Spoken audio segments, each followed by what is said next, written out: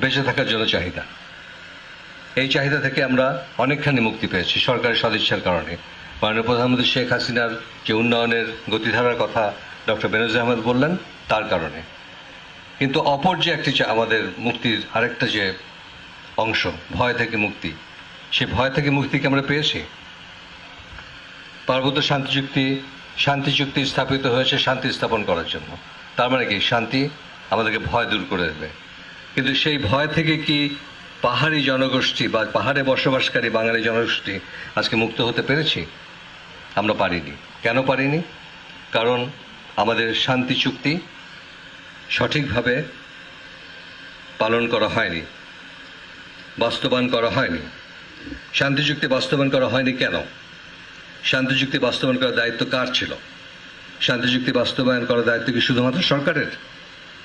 কোনো চুক্তি কি একপাক্ষিক?